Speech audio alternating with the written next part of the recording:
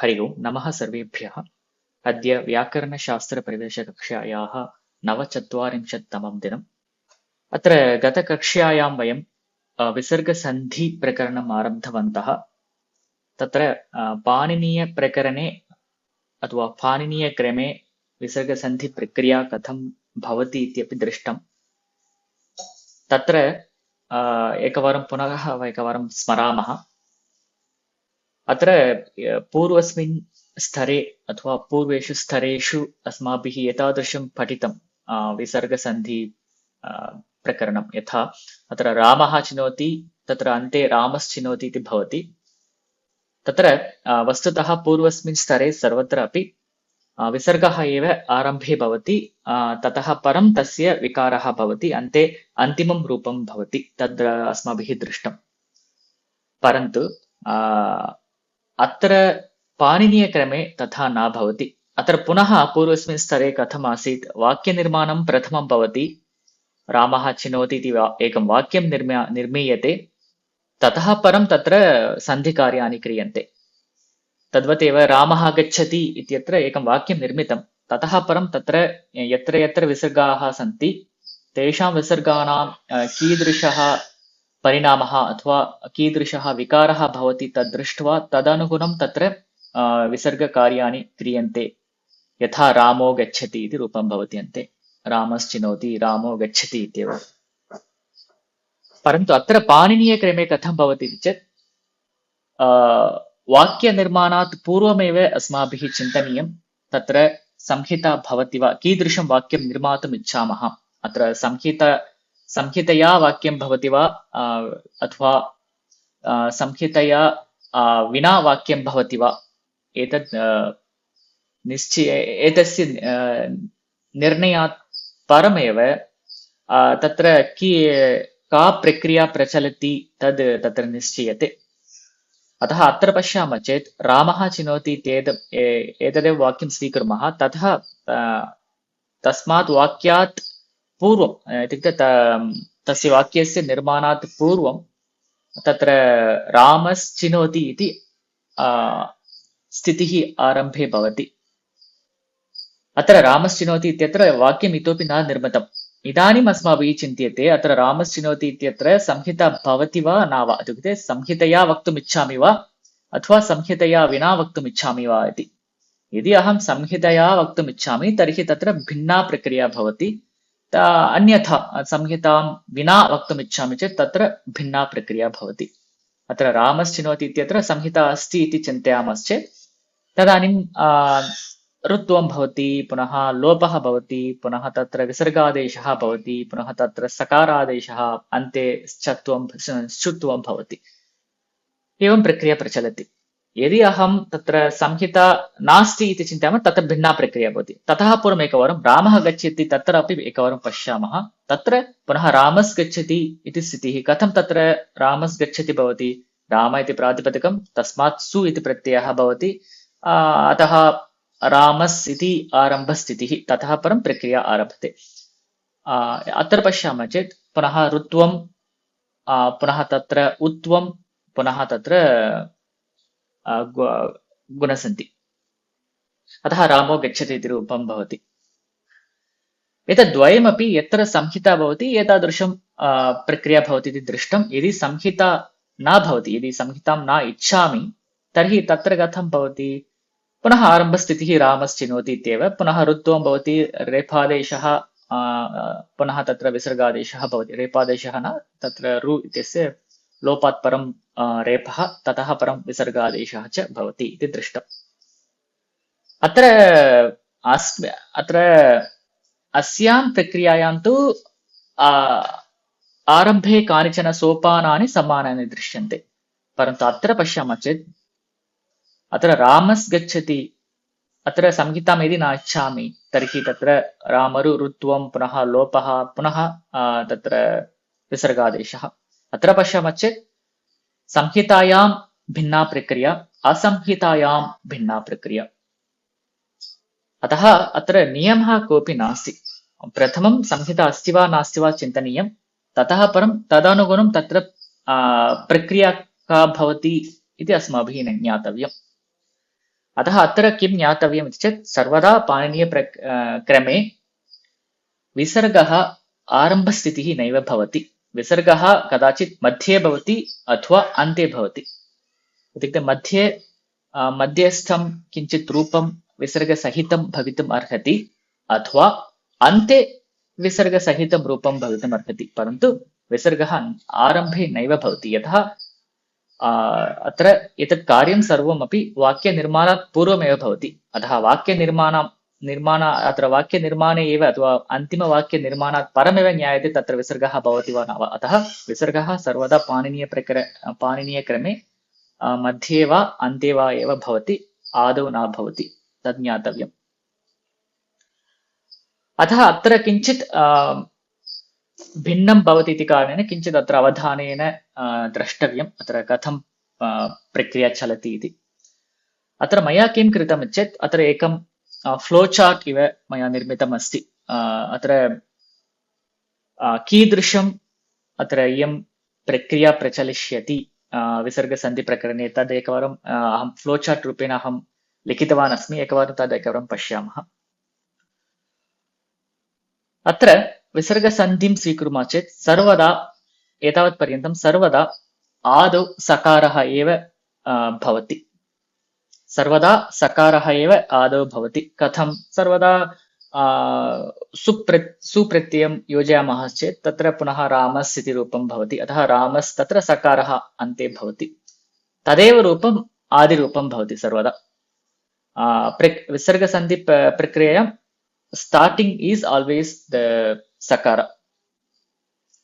यद्यपि अन्ये केचन वर्णाः भवन्ति चेदपि पुनः तत्र कानिचन सूत्राणि भवन्ति, तेन ते अन्ये वर्णाः सकाराः भवन्ति. So even if there are other letters, they finally will be transformed into sakara through some rules or through some sutrams. Okay, so visarga sandhi always starts from sakara. इदानीं सकारः अस्ति, तत्र सकारः यदि भवति चेत् तत्र एकमेव कार्यं भवितुम् अर्हति। एकं न ज्ञातव्यम्, अत्र सकारः पदस्य अन्ते अस्ति इति चिन्तनीयम्। पदस्य मध्ये कुत्रापि सकारः अस्ति चेत् विसर्गसन्धि कार्यं न भवति। पदस्य अन्ते सकारः अवश्यं भवति चेत् अवश्यं भवति, तदानीमेव विसर्गसन्धिकार्यम् आरभ्यते इति ज्ञातव्यम्। इदानीं पदस्य अन्ते सकारः अस्ति। पदस्य अन्ते सकारः अस्ति चेत् तत्र एकमेव कार्यं भवितुम् अर्हति। एकमेव कार्यं सकारस्य भवितुम् अर्हति, तत्तु ऋत्वम्। तत्र ऋत्वम् इति एकमेव कार्यं भवति। यत्र यत्र पदस्य अन्ते सकारः भवति, सकारस्य अवश्यं ऋत्वं भवति। यथा हल् सन्धि प्रकरणे सर्वदा सामान्यतया सर्वदा जष्ट्वं भवति, पदान्तजष्ट्वं जलां जशोन्ति इत्यनेन। यद्यपि तत्र तद् इति दकारः अन्ते दृश्यते, तथापि दकारस्य दकारः एव आदेशः भवति। तत्र जष्ट्वं पदान्तजष्ट्वं तु तत्तु प्रथमं कार्यं। तत्र तादृशमेव अत्र सकारस्य सर्वदा ऋत्वं भवति, एतत् प्रथमं कार्यम्। इदानीं यदि ऋत्वं कृतं ततः परं तत्र ऋत्वस्य त्रिधा विकाराः भवितुम् अर्हन्ति। एकत्र कथं भवति? ऋत्वस्य उकारादेशः भवितुम् अर्हति।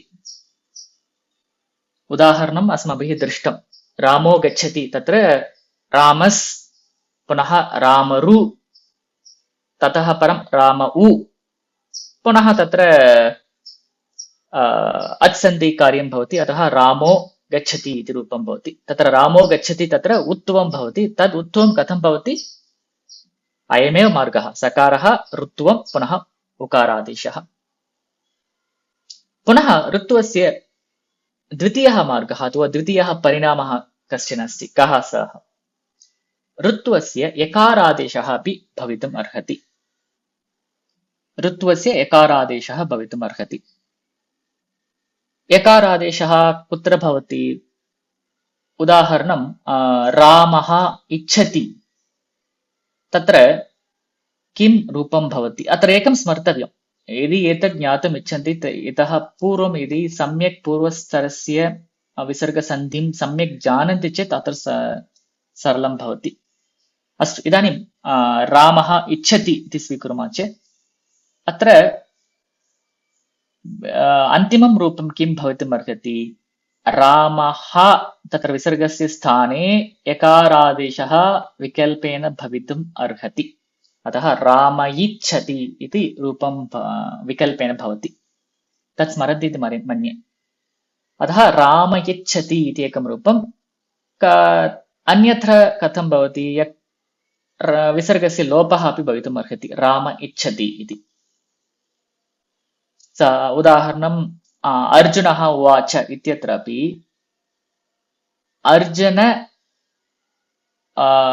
अर्जुनः उवाच इत्यत्र विसर्गस्य लोपः इति अर्जुन उवाच इति भवति। तद्वत् एव विसर्गस्य स्थाने विकल्पेन यकारः अपि भवति। अर्जुन युवाच इति एकं रूपं भवति विकल्पेन। अतः तत्र यः यकारः दृश्यते सः यकारः एतादृशं भवति। अतः प्रथमम् अर्जुनस्, पुनः अर्जुनरु, ततः परम् अर्जुनयि यकारः अन्ते भवति। ततः परम् इच्छति, अर्जुनयि इच्छति, अर्जुनयिच्छति इति रूपं भवति। अवगतमिति मन्ये। तत्र ऋत्वस्य एकत्र उकारादेशः भवति, अन्यत्र यकारादेशः भवति। इदानीम् अत्र तृतीयः परिणामः भवति तस्य लोपः। इत्युक्ते तत्र रु इत्यत्र उकारः अनुनासिकस्वरः। अतः तस्य उपदेशे अजानुनासिक इत् इत्यनेन तस्य उकारस्य लोपः भवति। अतः केवलं तत्र रेफः अवशिष्यते। तत्र केवलं रेफः एव अवशिष्यते। अत्रापि उदाहरणं द्रष्टुं शक्नुमः। यथा मुनिः गच्छति इति स्वीकुर्मः चेत् मुनिर्गच्छति इति रूपं भवति। तत् रूपं कथं भवति? मुनिस् इति सकारान्तं रूपं भवति। पुनः मुनिरु इति एकं रूपं भवति। पुनः तत्र लोपे कृते मुनिर्गच्छति इति रूपं भवति। तदपि एकं रूपम् अत्र भवति। अतः ऋत्वस्य त्रिधा परिणामः भवितुम् अर्हति। एकत्र उत्वम्, अन्यत्र यकारादेशः, अन्यत्र रेफादेशः। रेफादेशः न, तत्र लोपे कृते तत्र रेफः एव अवशिष्यते।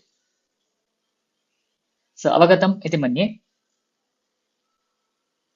अत्र चाट् मध्ये प्रश्नः अस्ति, रेपः, उकारः, सकारः, लोपः एवं चत्वारः रूपाः एव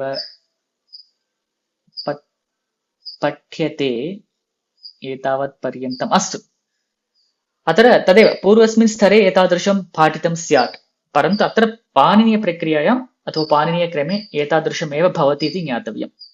सर्वदा सकारस्य ऋत्वमेव भवति, अन्यथा तस्य परिणामः नैव भवति। पुनः ऋत्वस्य त्रिधा तस्य विकारः भवितुम् अर्हति। एकत्र उत्वम्, यकारादेशः, रेफादेशः न रेफः इति ज्ञातव्यम्। इदानीं किं भवति? यकारस्य विकल्पेन तस्य लोपः भवति। यकारस्य विकल्पेन तस्य लोपः भवति, तदपि एकं रूपं भवति। उदाहरणं अर्जुन इच्छति, अर्जुनयि इच्छति, अर्जुनयि इच्छति इति स्वीकुर्मः। अर्जुनयि इच्छति, तत्र अन्ते यकारः भवति। एतावत् पर्यन्तम् अर्जुनस्, अर्जुनरुः, क्षम्यताम्, अर्जुनस्, अर्जुनरु, अर्जुनै। पुनः तत्र यकारस्य विकल्पेन लोपः भवति, अतः अर्जुन उवाच इति भवति। So if you want to derive Arjuna uvacha, it's a straight path given here. So this is how the transformation happens. Arjunas, Arjunaru, Arjunai, Arjuna. That's the path it takes to arrive at the Arjuna uvacha, or even Krishna uvacha, whatever it is, right? So in the same case, the repha, what you see here, that can also get lopa.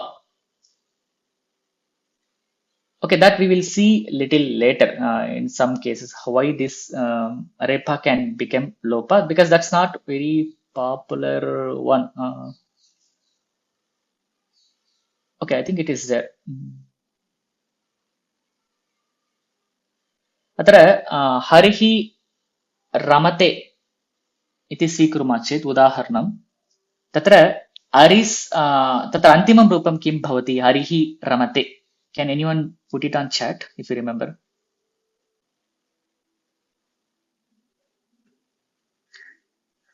Okay, Harir Mate. Okay.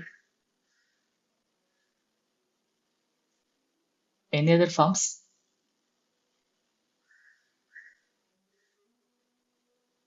Okay, Harir Ramate, Dirgaha, and any other forms?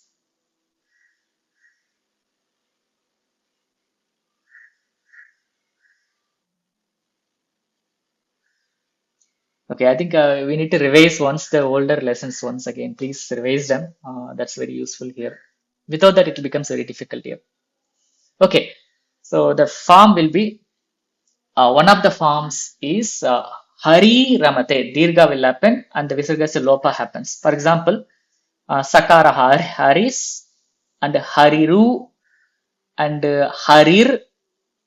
Then the Dirga plus Lopa happens in this path. Then it becomes Hari Ramate. That's the final form. So there again, the Repa Repa gets the Lopa and Hari Ramate and it becomes Dirga before that. Yeah, Puna Ramate is again another example. So I'm just trying to say for Hari Ramate. Okay. So that's one path we need to remember. So इदानीम् अग्रे किं भवति पुनः अत्र यः रेपः अत्र अस्ति अवशिष्टः रेपः रु इत्यस्मात् तस्य पुनः द्विधा परिणामः भवितुम् अर्हति. एकत्र रेपस्य लोपः एतादृशं भवति हरिरमते इत्येवम्. अन्यत्र रेपस्य विसर्गादेशः भवति. तद् अस्माभिः दृष्टं कुत्र पूर्वस्मिन् उदाहरणे खरवसानियो विसर्जनीयः इत्यनेन पदान्तरेपस्य विसर्गादेशः भवति इति दृष्टम्. इदानीं यदि रामः इति निर्मातुं वयम् इच्छामः चेत् तदानीं क्रमः अयमेव भवति. रामस्, रामरु, रामर्, रामः क्रमः. यदि हरिरमते इति वक्तुम् इच्छामः चेत् हरिस्, हरिरु, हरिर्, हरि इति भवति. So you should remember the path, how the path can go. So it can go this way or it can go this way. So when it gets to Refa, it can take two forms. If these two paths does not satisfy the condition, then it stays at the Refa. For example, Munir Ichhati. So there it comes Munis, Muniru, Munir. Then it doesn't satisfy the condition of this Visarga Adesha or this one as well. It doesn't get slope also. So it stops, the Prakriya stops at Refa itself. So it becomes Munir Gachati or Munir Ichhati. Okay. So if there is any possibility to continue, we should continue till the end. If there is no possibility, then you can stop at whatever point you can stop the Prakriya there. So in the case of Munir Gachati, it will stop at here. But if the Munir Gachati, if there is no Samhita, then it can go till Visarga, Munihi Gachati. Or if with Samhita and there is a next word starting with Repa, like a Munihi Ramate, then it goes in this path, Munir Ramate. The same Munihi, either it can stop at Repa or it can go to Visarga or it can go till Lopa. You can take one of these three forms. And of course, it cannot get Uttom and Yattum. So how do we know which path it will take? Then we need to know what sutrams they play at that point. Then what's the condition of the sutram, whether the conditions are met or not. Accordingly, the path will be decided. Okay, so then the next one will take Siddhanim Kim Bhavati Visargasya Punaha Chaturdha Tasya Parinamaha Vikaraha Cha Bhavitum Arhati. So Visarga can again get into four different forms. So Katham Prathamam Tasya Sakaraha Bhavitum Arhati. The Visarga can get transformed into Sakara. Example is Ramaha Tishtati, Ramas Tishtati. So Ramas, Ramaru, Ramar, Ramaha, Ramas. So that's the path. So you cannot directly take anyway. Sakara is at the beginning. So I'll directly take this path and I will not even go through this entire. I can skip entire Visarga Prakriya and I can take only this Adi Sakara like Ramas Tishtati. I'll just stop at that and I will complete saying that Ramas Tishtati is the final form. Then it will not work that way. So you should still go through the complete path. Then you should stop at Sakara at the end. Then you should say Ramas Tishtati is the final form. So though the starting and ending are the same, but still you have to go through this entire prakriya. So you'll have 1, 2, 3, 4, 4 steps you need to do. All right. So तादृशमेव विसर्गस्य अन्यः कश्चन विकारः अपि दृश्यते यथा तस्य जिह्वामूल्यः वा उपध्मानीयः वा तस्य आदेशः भवितुम् अर्हति उदाहरणार्थं रामः खादति रामः पठति तत्र विसर्गस्य स्थाने जिह्वामूल्यः उपध्मानीयः च आदेशाः भवन्ति आदेशो भवतः so again the prakriya starts from sakara so you cannot say ramaha khadati already in the previous levels we actually start with visarga and visarga gets sakara adesha or jihvamulya or upatmaniya but that's not the way here you should start from sakara again so ramas ramaru ramar ramaha then jihvamulya rama khadati नो चेत् रामः पठति तथा भवति इदानीं चतुर्थः परिणामः अपि विसर्गस्य भवति तद् पुनः विसर्गः एव भवति so visarga is transformed into visarga again that's the fourth final option that you can get for a visarga so in the previous tara or in the previous regular visarga prakaranam the visarga becomes the central point and the visarga gets transformed into repha or sakara or upajivamulya or upatmaniya or lopa or utvam. Okay, that is how we have studied keeping visarga as a centerpiece and if there is no change happens to the visarga then visarga stays as it is. Okay, but here there are some conditions. It can take one of these four parts. If it takes last part, it again visarga will be replaced into visarga. Sometimes the prakriya stops at visarga itself. It will not even go into these four. For example, just if you take Ramaha, then visarga, the prakriya stops at visarga, the first visarga. In case if you take Ramakshatriya or something like that, then it can go till the last visarga. But we'll see with all those examples. But overall, this is how the entire visarga sandhi prakaranam will happen in Paniniya Krama. And the visarga prakriya can stop at any of these green dots shown here. It can stop at u, ya, or lopa, or repha, visarga, sakara, jivamulya, upatmaniya, or another visarga. And the flow will continue as long as for example, if you take repha, the flow can stop at repha only if there is no other possible paths applicable from there for that particular scenario. For example, if from repha to visarga, there is some sutram called kharavasani visarjaniya. If there is any kharvarna following repha, then repha gets visarga adesha. If there is no kharvarna, that condition does not satisfy, it doesn't go into this path. So like that, if there is no condition satisfied on all the possible paths, then the prakriya stops at that point. Or sometimes the conditions are, if there is any optional forms. For example, visargasya कुत्र भवति रेफस्य विकल्पेन लोपः भवति. If you want to take that optional path, then the prakriya continues till the end.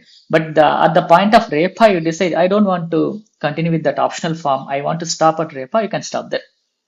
But you cannot stop if there is any mandatory step ahead on it. If there is any mandatory step, you should travel till it gets the final form. So you can stop only if there are no other paths available, or even if the paths are available and the condition does not satisfy, you can stop. Or even if the conditions satisfy and those conditions are optional, you can stop at that point. Otherwise, you should go till the end. So in that case, if we take the sakara or rutvam, they will never be the end form. So in any visarga prakaranam, the sakara, this sakara, not this last sakara, the first sakara or the rutvam cannot be the final product. At the same time, the other green, any one of the greens can be the final product at any time, or it can be some intermediate step somewhere. So that is how the overall the flow would look like for visarga santhi. So now in this Laghu Siddhanta Kaumudi class, we are going to take each flow and we are going to study the sutrams for them. So any questions so far?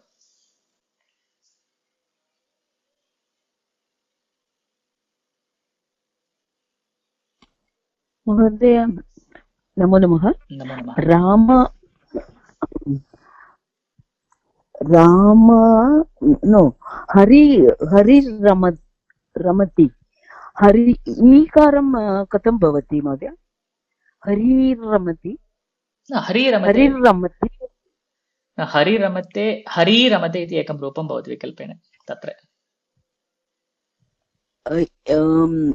ईकारं Yes, rasvah ikarah. हरिरमते. No, hariramate is also there, but hariramate is another optional form you'll get. So अस्तु there visargasya lopah bhavati. अस्तु. नमस्ते नमस्ते महोदय. अत्र तु विसर्गः अन्ते रूपद्वयमस्ति खलु. अत्र कथं ज्ञायते कुत्र स्थगनीयम् इति प्रक्रियाया? तदेव तदपि विसर्गः अन्ते अपि विसर्गः. तदेव तत्र अग्रे मध्ये किञ्चित् सूत्रं भवति. तत्र सूत्रस्य निमित्तम् अस्ति वा नास्ति वा तद् दृष्ट्वा एव तत्र प्रथमः विसर्गः भवति वा द्वितीयः विसर्गः भवति वा अन्ते तद् निश्चीयते. So there will be a sutram transforming the first visarga to the second sutra. Yes, if the sutra conditions satisfy, then you should go for the second visarga. You cannot stop at first. But if the sutra condition doesn't satisfy, the intermediate sutra between these two visarga, if that doesn't satisfy, then you can stop at the first visarga. Right? Yeah, astu. Any other questions? Q&A queue is cleared.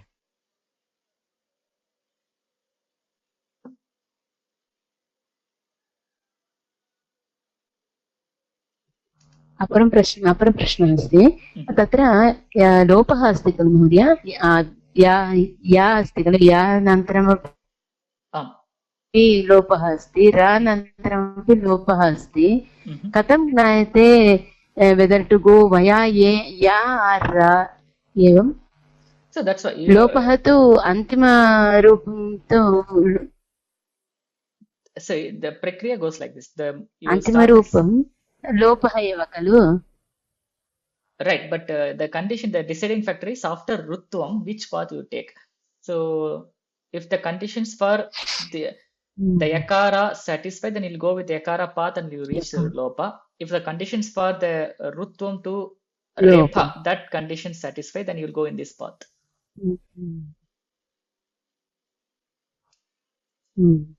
Yeah. अस्तु, धन्यवादः. पुनः मिलिष्यामः.